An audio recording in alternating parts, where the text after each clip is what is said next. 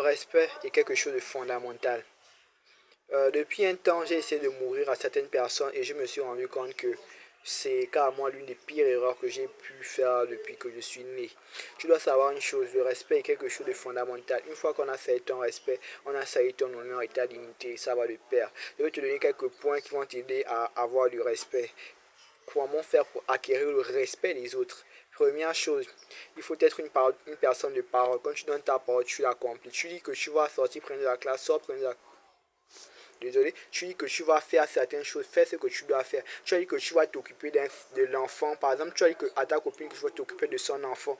Même si vous vous séparez, tu as promis que tu vas t'occuper de son enfant jusqu'à tu dois tenir ta parole. Deuxième chose, il faut être fermé. Le fait d'être trop ouvert aux gens, ce n'est pas bon. Il faut être fermé. Reste fermé. Parce que si tu es un livre ouvert, franchement, je t'assure que n'importe qui peut te manquer de respect. Troisième point, il faut arrêter d'être gentil avec les gens. J'aimerais te dire que les gens n'aiment pas la gentillesse. Les gens aiment la méchanceté, la rigueur. Ils prennent plus la rigueur au sérieux. Quand tu es trop gentil, on te confond avec un bébé, oui, oui. On prend ta gentillesse pour de la faiblesse. Quatrième point, sois froid. Ne sois pas chaleureux, accueillant. Tu arrives là, tu commences à sourire. Quand tu arrives quelque part, c'est bonjour. Ce ne sont pas des gens extrêmement proches de toi. C'est bonjour monsieur, bonjour madame. Comment allez-vous? J'ose croire que vous allez bien. En quoi puis-je vous aider s'il vous plaît? Si tu travailles quelque part, tu le fais avec le sourire, bien évidemment, parce que c'est une politique dans ton entreprise. Cinquième point, tu te dois d'être distant. Tu dois être distant. Arrête de te mêler aux autres. Arrête d'être dans des groupes, dans des trucs. Non, non, non. Non. Cinquième point, tu dois être rare. On doit te voir rarement. La rareté augmente ta valeur. L'or est important, tu sais pourquoi? Parce qu'il est très rare. Les autres là, l'inox, le fer, l'étain, le bronze, tout ça, on trouve ça partout. Donc c'est vrai que ce ne sont pas des métaux si rares, ce ne sont pas des métaux si précieux que ça. Septième point que je vais te donner, c'est parle rarement. Parle que si nécessaire. Si ce n'est pas nécessaire, ne parle pas, n'ouvre pas ta bouche, ne sors aucun mot de ta bouche. Reste fermé, ferme ta bouche, ne parle pas.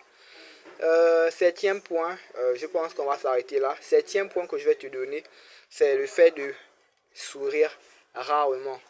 Regarde, le sourire aussi peut être, oui, dans certaines situations, ça peut varier, mais ton sourire, les gens doivent le mériter. Tu peux donner ton sourire juste comme ça. Tu peux par exemple être en train de parler avec quelqu'un, la situation est légèrement tendue, tu souris légèrement pour refroidir légèrement la tension, la situation. Mais juste comme ça, tu marches, tu ris et tu... Non, ne fais pas ça. Huitième point, ne rigole pas comme un enfant. Même si quelqu'un vient de faire une blague, ne rigole pas, reste carré. Reste sérieux.